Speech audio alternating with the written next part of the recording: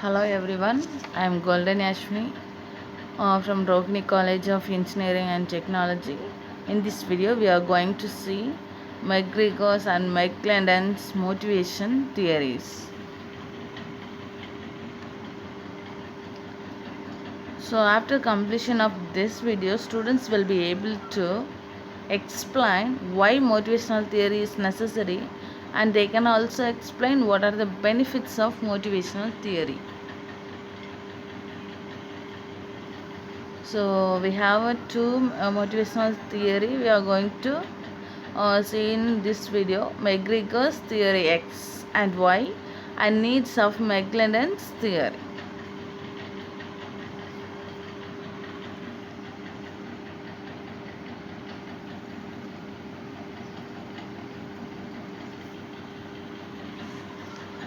Theory X and Y. So Professor Douglas McGregor has developed a set of theories on the basis of hypotheses relating to human behavior. Okay, so these theories are commonly known as Theory X and Theory Y. According to McGregor, the function of motivation people involves certain assumption about the human nature. And First of all, we are going to see the Theory X. Okay, Theory X, according to McGregor, Theory X is based on the assumptions of human nature and the behaviors. What are that?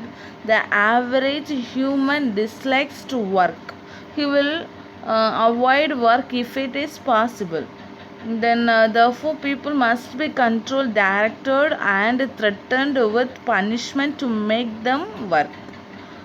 And the average human being prefers to be directed. He avoids the responsibilities, right? So he has no ambition in life. He wants only the job security. An average man is inherently self-centered and indifferent to organizational goals. Then a human is resistant to change by nature. So these assumptions are negative in nature, right? So a manager must take effective steps to direct and control the activities of subordinate. So this theory X is pessimistic, static and rigid. So it leads to authoritative or autocratic type of management. The next theory is Theory Y. So in this Theory Y, according to Theory Y, the what are the assumptions and what are the natures of human man. So work is a natural as play or rest, right? So the average human being has a tendency to work.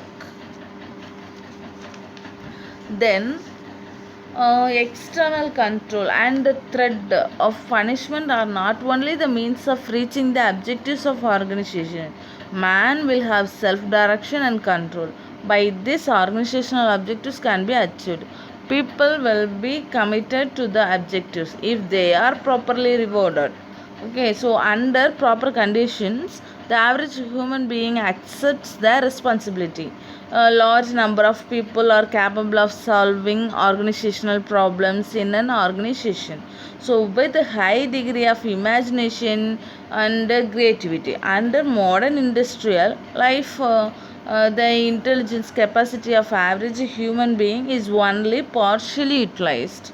So the worker may exhibit his efficiency even for non-monetary rewards such as participation in decision making, increased responsibility, etc.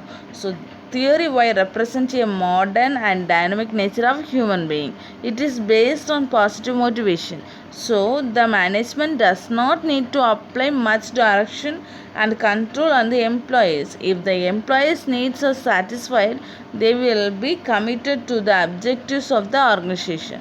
So Theory Y is dynamic and flexible.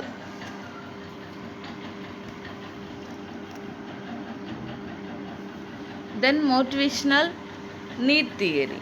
So David C. McClendon and his associates of Harvard University proposed that the organization offer an opportunity to satisfy at least three needs. That's what displayed here.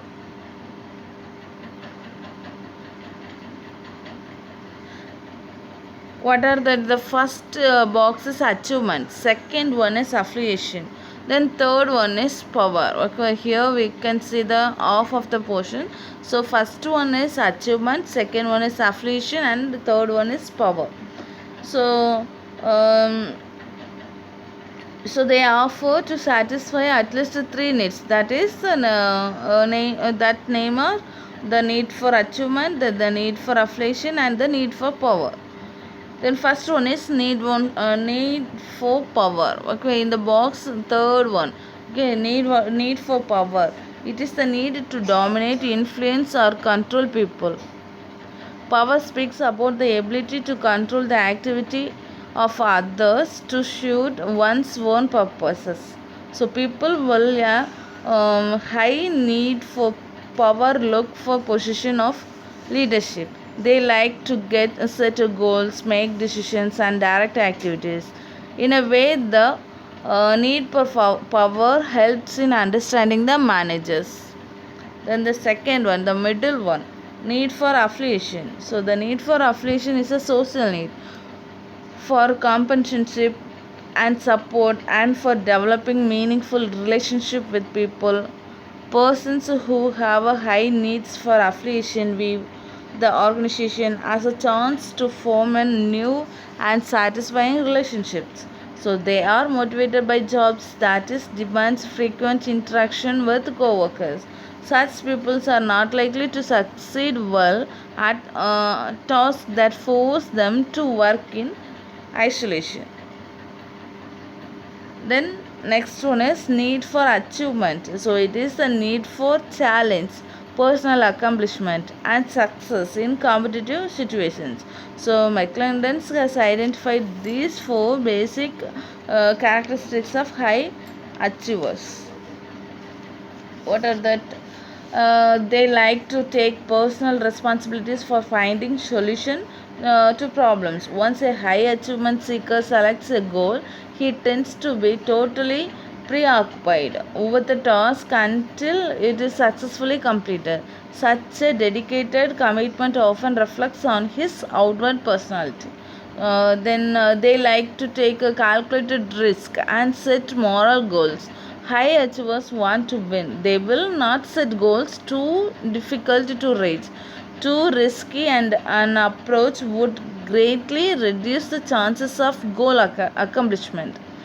So they want to concrete feedback on their performance. So high achievers like to know how well they are doing.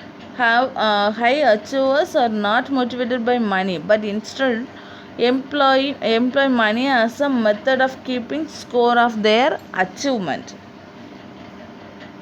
So achievement motive can be developed at an early age and also at a later stage. McClendon and his associate have conducted a series of studies in USA, Italy, Poland, and India. So they found that in all cases training programs were successful in increasing the individual needs for achievement.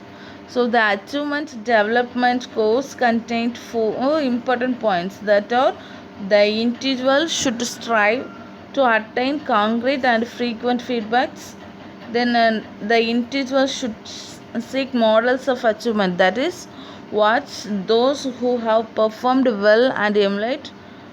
The next one is the individual should imagine himself as one who needs a success and challenge and set carefully planned and realistic work goals. Then the last one is the individual must control daydreaming by thinking and taking to himself in positive terms. So these are motivational needs theory. The next one is quiz questions. First one is, which one of the following is not one of the needs identified in the acquired needs theory? So the first one is need for power, second need for safety, then third need for satisfaction, and fourth one is need for affiliation. So find the answer yourself. Then what a type of person would probably make a good manager under a awkward need theory?